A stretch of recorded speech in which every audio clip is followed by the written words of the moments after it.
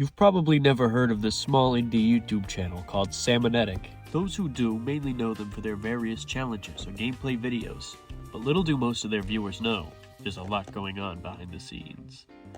It's been an on and off YouTube channel for a while, and though they work hard on their videos and promote a lot, they can't seem to gain a lot of traction. Today, we'll take a deep dive and look a little bit as to what's going on behind the veil of silly challenges and music videos. I'm Thunderplague, and you're watching the Salmonetic Iceberg. To get started off, let me clarify how icebergs are supposed to work for those who don't know.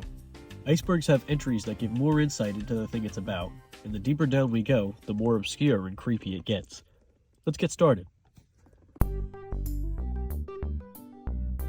If you've already heard of Salmonetic, it's probably from Letessa Week.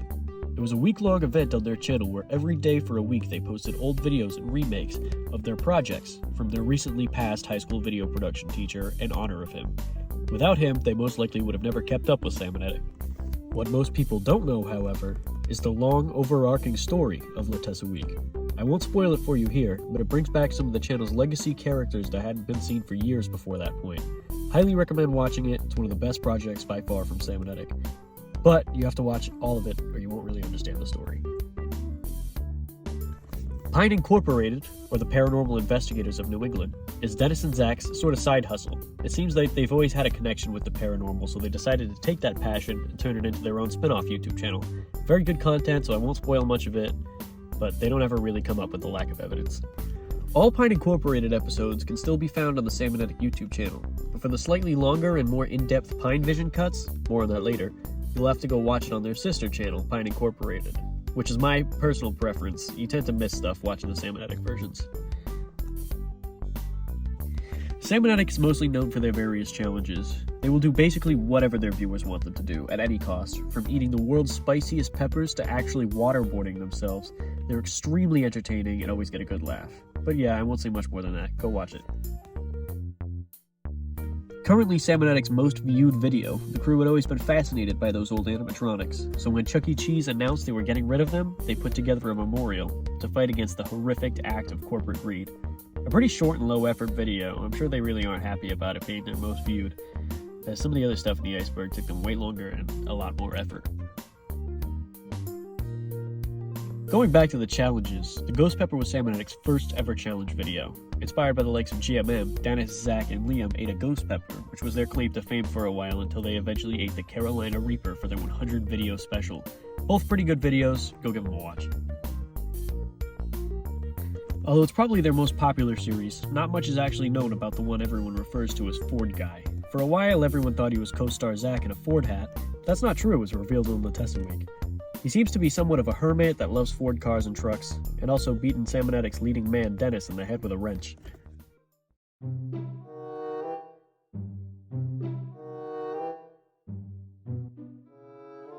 Stevie was the name of Dennis's 1986 Fox Body Mustang.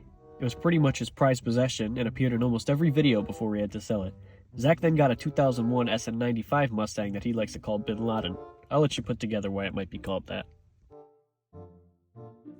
Before the age of challenges, and even before the channel was called Salmonetic, more on that later, Dennis started a cooking show. The pilot was based on French foods.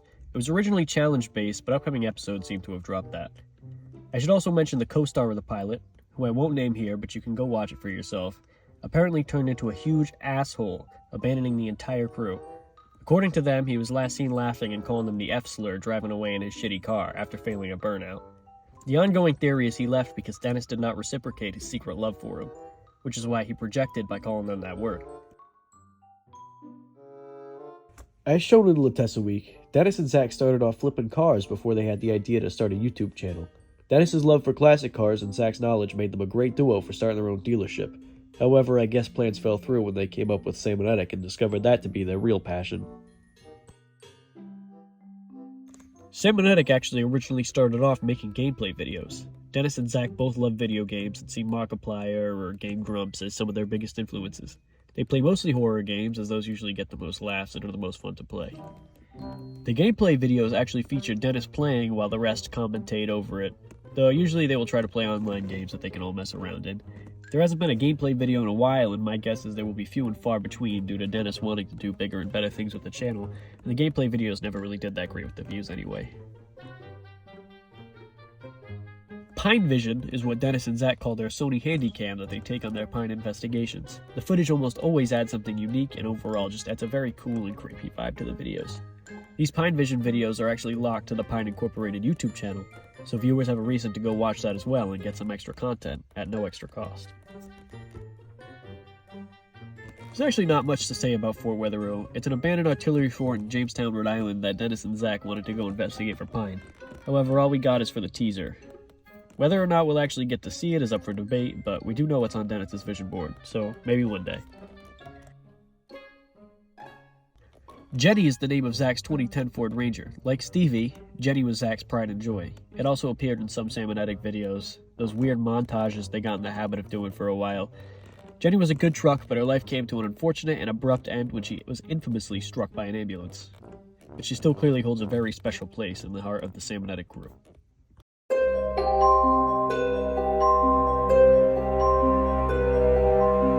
Not much is actually known about these Lost FNAF episodes, but according to Dennis, they were just so boring he couldn't bear to post them.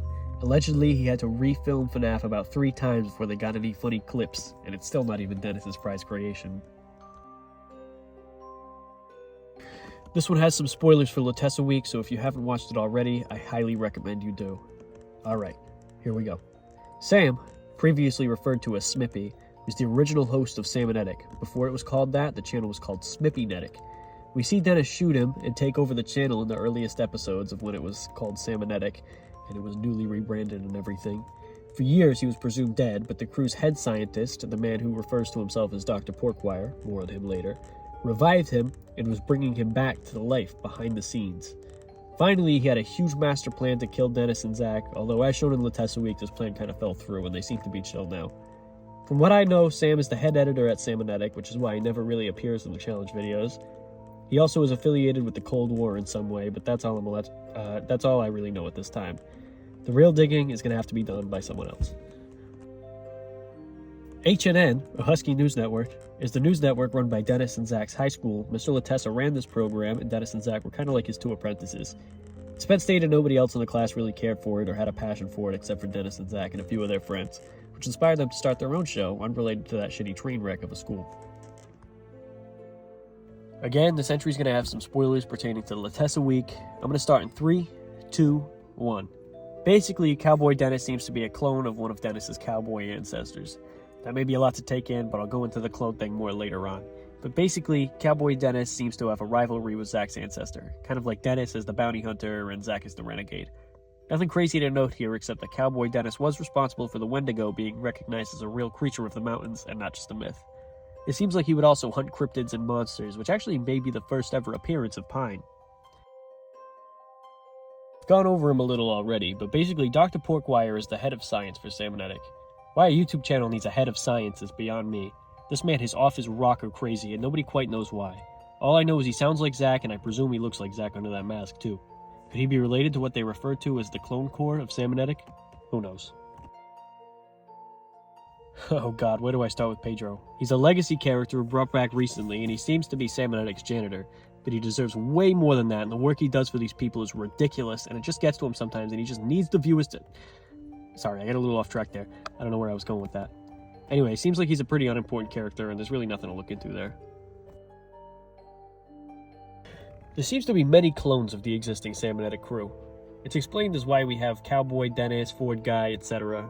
Nobody quite knows why this is necessary, but some theorize that it relates back to Dr. Porkwire and the Cold War in some way.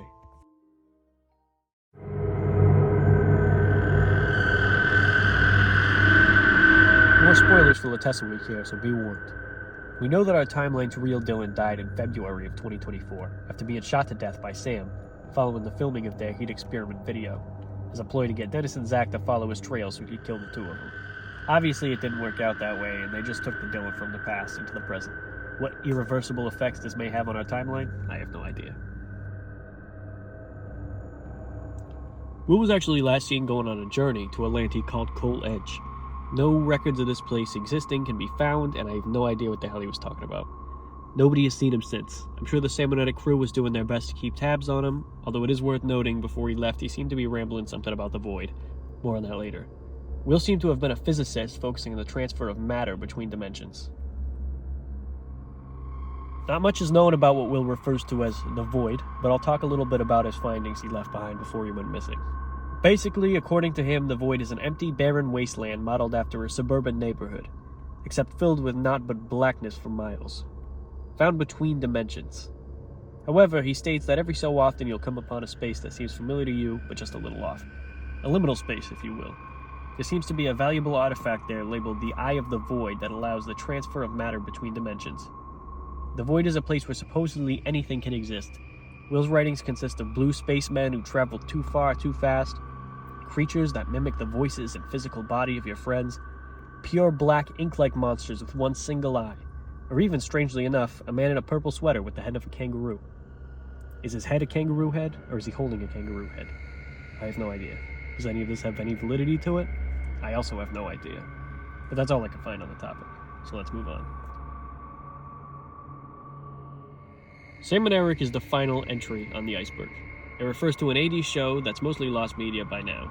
It supposedly takes place in New York with the two hosts, Sam and Eric, that look suspiciously like Dennis and Zach. Almost nothing is known about the show, but the one person who remembers it states that they remember it being kind of like a news channel with a fun twist. Like the hosts will do fun challenges every now and then. They also said they remember every episode the two felt a little bit off, like there was something a little bit different about them every episode that they couldn't quite pinpoint. No idea what that means, but the parallel between that and Salmonetic are a little too significant to not be on the Iceberg. Well, that's it for the Salmonetic Iceberg. Go check their YouTube channel out. They're clearly very passionate about it and want to get the word out there more. Also subscribe to me, Thunderplague, for more content like this. Peace out, everyone.